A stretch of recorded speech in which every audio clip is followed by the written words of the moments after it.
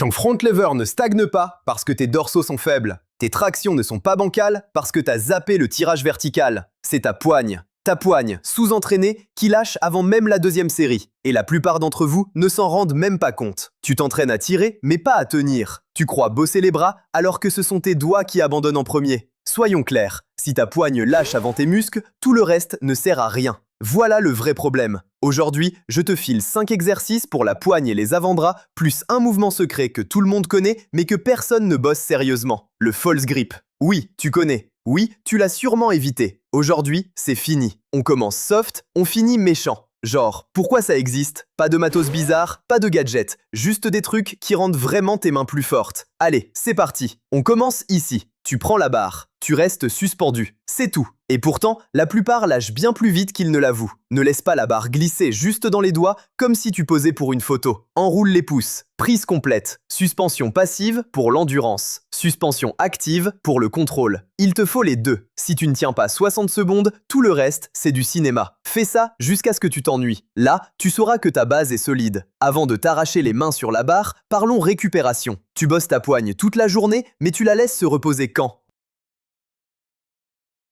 Maintenant, on monte d'un cran. Même principe, mais tu remplaces la barre par 2 serviettes. Instable, ça brûle vite, et c'est le but. La prise n'est ni en pronation, ni en supination. Elle est neutre, pile au milieu. Cette position est top pour tes articulations, et ça tabasse tes avant-bras. Cette variante fait bien plus que bosser ton dos. Elle cible surtout le brachioradial dans l'avant-bras et le brachial dans le haut du bras. Des muscles que les tractions classiques oublient souvent. Comme tu serres des serviettes épaisses, ce sont tes mains et tes avant-bras qui font tout le boulot. Ta poigne progresse à la vitesse grand V. Là, on parle de vraie force utile, celle qui sert à tirer, tenir ou porter dans la vie de tous les jours. Et en bonus, c'est plus doux pour tes articulations. Pas besoin d'une grande amplitude au-dessus de la tête. Si t'as mal au tendon, c'est une façon plus safe de bosser. La charge se répartit sur plus de muscles au lieu de tout mettre sur un point faible. Mais attention, ce n'est pas un exo pur pour le dos. Ta poigne va lâcher avant tes dorsaux ou tes biceps. C'est normal. Ça veut dire que la serviette fait son boulot. Tu veux une poigne d'acier? Ajoute quelques suspensions à la serviette après ta séance. Tu tiens jusqu'à l'échec. Avec le temps, tes avant-bras vont suivre et ta poigne deviendra inébranlable.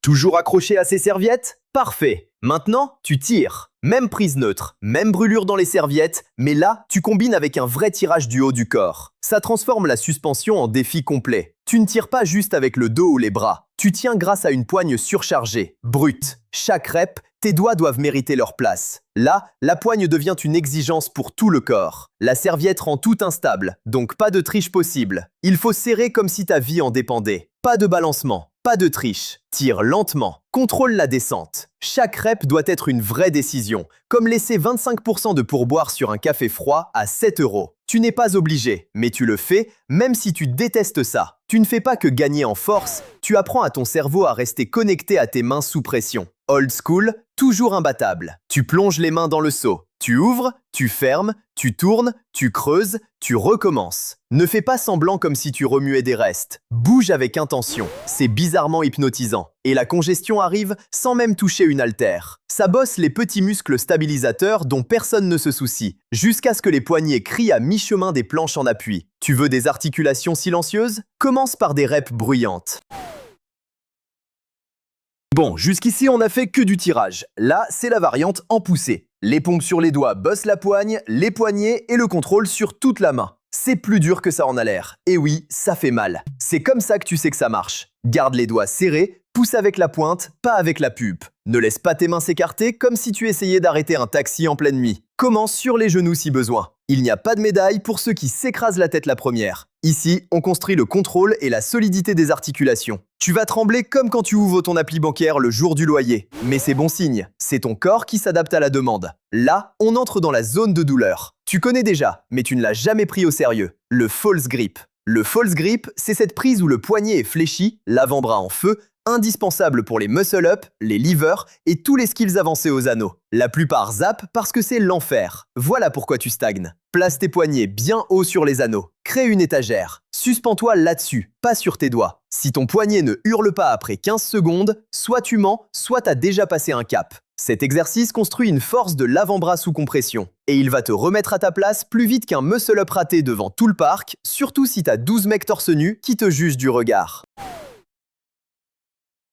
Tes tractions, tes levées, tes suspensions, tout lâche à cause de tes mains. Littéralement. Ces 5 exercices plus le bonus règlent le problème. La poigne, ce n'est pas un accessoire, c'est le gardien du temple. Tu bosses ça, tout le reste décolle. Prends-en 2 pour commencer. Suspension classique plus serviette si tu débutes. Le saut de riz et le false grip si t'en as marre de stagner. Tu tiens ou tu lâches.